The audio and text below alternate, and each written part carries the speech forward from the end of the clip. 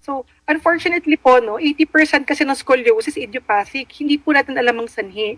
Pero dun sa natitirang 20%, may problema po yan either lang sa buto, muscle, and ligament, or combination. So sa buto po, di ba po dapat ang ating gulugod, no? Rectangle yan sa likod, no? Oo.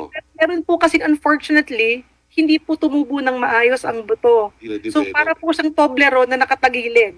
So, Okay. ang buto po, imbis na nakadiretsyong ganyan, medyo pag pinagdikit-dikit niyo po siya, tatagilid siya. Tagilid siya. O meron naman din po kasi na pag tumanda po, na disgrasya, naging marupok yung buto, yung pong osteoporosis na, malambot-lambot po yung buto, or magkaroon po ng infection, let's say, sinira po yung buto niyan, pwede pong mag-cause pa rin ng scoliosis. So, Oo. pwede rin po yung ligament. So, di ba, ang ating pong gulugod, meron po yung mga pisi. Oo. Para po siya, diretso po siya. Pero kung maluwag po siya, di kikiling po yan, pakaliwa o pakanan. Pakanan. Kung mahina din po ang muscle, ganun din siya. So, Ganun. pwede pong yun ang mga causes ng scoliosis. Oo.